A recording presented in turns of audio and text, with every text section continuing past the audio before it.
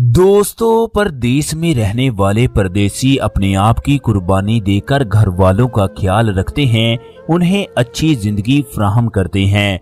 मगर घर वालों को क्या पता ये रियाल ऐसे ही नहीं कमाए जाते। इसके लिए इन्हें सख्त धूप में काम करना पड़ता है, कपड़े खुद धोना पड़ते हैं, काम से वापस आने के बाद खाना खुद बनाना पड़ता है। लेकिन जब बच्चे बड़े होते हैं तो वो अपने वालिदैन से पूछते हैं, आपने हमारे लिए क्या किया है। उस वक्त वालिद को इंतहाई तकलीफ होती है। मोहम्मद असलम, जिसका ताल्लुक कराची से था, वो रोजी कमाने की खातिर सऊदी अरब गया। उसे सऊदी के घर में ड्राइवर की जॉब मिल गई। चनाचे वो उसके घर में काम करना शुरू कर देता है। जब तनख्वाह का वक्त आता है तो सऊदी कफील मोहम्मद असलम को तनख्वाह देने से इनकार कर देता है। वो उसे कहता है, तुम्हें 3 महीने काम करना होगा, इसके बाद मैं 3 महीने की तनख्वाह दूंगा। उस वक्त सऊदी अरब के हालात इंतहाई ज्यादा खराब थे, लिहाजा उसने नौकरी को छोड़ना मुनासिब ना समझा। जब 3 महीने पूरे हुए तो सऊदी कफील फिर टाल मटोल से काम लेने लगा। मोहम्मद असलम कराची में किराए के घर में रहता था। इसके 4 बच्चे भी थे जिसकी जिम्मेदारी उस पर आयद थी। ये उसकी जिंदगी का मुश्किल तरीन दौर था। अगर वो सऊदी कफील के खिलाफ केस करता तो भी फैसले को 1 साल लग जाता।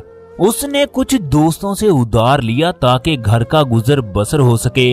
मोहम्मद असलम को कफील के पास काम करते हुए 8 महीने हो गए, मगर उसे कफील की जानब से खर्चे के अलावा कुछ ना मिला। मोहम्मद असलम सऊदी कफील के घर में सर्वेंट रूम में रहता था। वो हालात से इंतहाई तंग था। घर में पैसों की जरूरत थी। बीवी बार बार काम ना करने के ताने देती। उसने खुद को खत्म करने का फैसला कर लिया।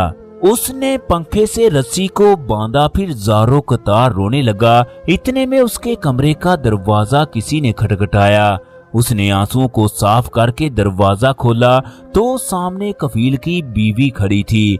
मोहम्मद असलम नजरों को नीचे करके उससे बात करना चाहता था, मगर कफील की बीवी को इस बात का पता चल गया।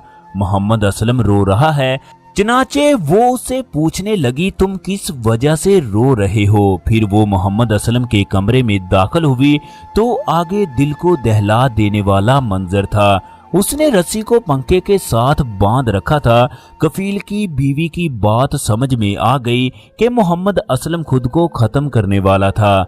उसने उसे डांटते हुए कहा, तुम्हें पता है तुम क्या करने वाले थे।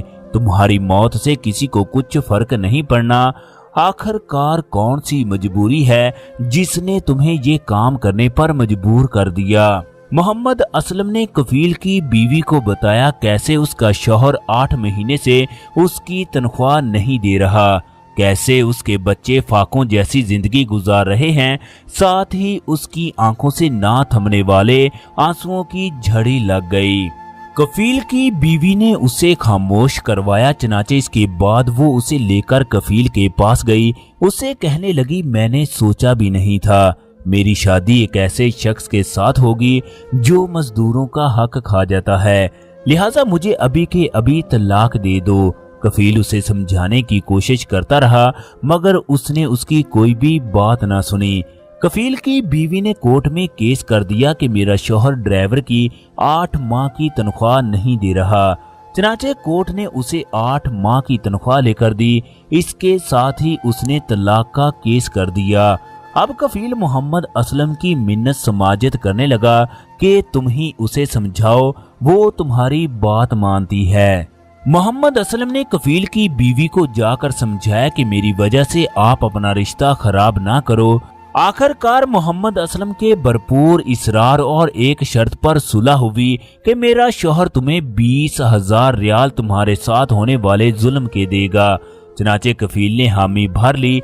यूं दोनों मियाँ बीवी की सुलह हो गई। आज वही असलम दोनों मियाँ बीवी के घर में एक फर्द के तौर पर जिंदगी गुजार रहा है। अल्लाह तबारक व तआला तमाम परदेश में रहने वालों की हिफाजत फरमाए, आमीन। दोस्तों, आप लोग भी कमेंट बॉक्स में आमीन जरूर लिख दीजिएगा। शुक्रिया।